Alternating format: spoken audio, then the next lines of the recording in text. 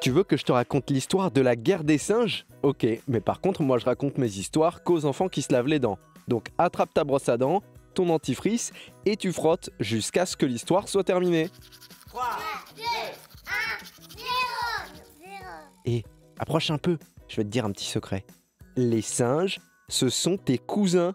Bon, va pas raconter ça à ton tonton ou à ta tata, parce qu'il risque de pas apprécier, mais c'est très sérieux. En fait, on dit ça parce qu'on a des ancêtres en commun. Tu vois, si on remonte très très haut dans ton arbre généalogique, qui représente toute ta famille, on voit la génération de ton papa, au-dessus, il y a ton grand-père, puis ton arrière-grand-père. Et si tu remontes jusqu'à il y a 7 millions d'années, on a un ancêtre commun avec les singes. C'est peut-être pour ça que t'aimes bien manger les bananes et grimper aux arbres. T'as déjà essayé d'applaudir avec tes pieds pour voir? Comment ça, tu vois pas la ressemblance? Les singes, ils savent faire plein de choses, tu sais. Ils savent raisonner, apprendre, se reconnaître dans un miroir, utiliser des outils et même mentir. Mais ça, c'est pas beau. En fait, on a 99% de notre ADN en commun avec eux. L'ADN, c'est un peu la recette de cuisine de ton corps. Il y a écrit 2 bras, 2 jambes, un petit nez et 2 jolies dents blanches. À l'origine, donc, on était tous comme des petits singes. Et puis un jour, les humains ont commencé à se relever pour pouvoir manger de nouvelles choses. Comme toi quand tu te mets sur la pointe des pieds pour chipper les M&M's dans la cuisine par exemple. Et ça fait que nous maintenant, notre régime il a bien changé. Et on est capable de manger plein de choses et de se cuisiner des bons petits plats. Mais pour les animaux, c'est hyper compliqué.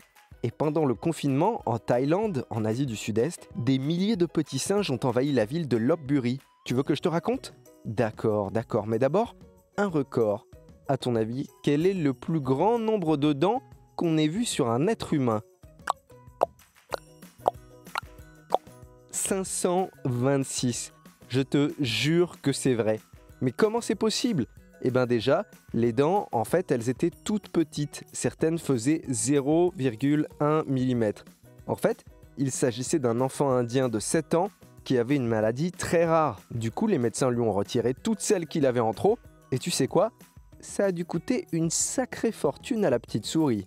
Et toi, n'arrête pas de frotter pour autant, surtout que tu n'en as que 20. Je reviens à mes singes en Thaïlande. Là-bas, à Lopburi, il y a 2 clans, les singes du temple et ceux du centre-ville. D'habitude, il y a toujours plein de touristes pour leur donner à manger au temple. Mais là, comme tout le monde est confiné, ils ont super faim. Alors le clan du temple est sorti de son territoire pour aller en ville. Mais les singes du centre-ville, ils se sont dit « mais ça va pas, non? C'est nos bananes à nous. Lâche ça, toi, espèce de voyou à queue poilue. » Et ils ont dit aussi « mais t'imites super mal les bagarres de singes. » Et c'est la fin de l'histoire de la guerre des singes. Bon, montre-moi un peu tes dents. Fais A, fais I.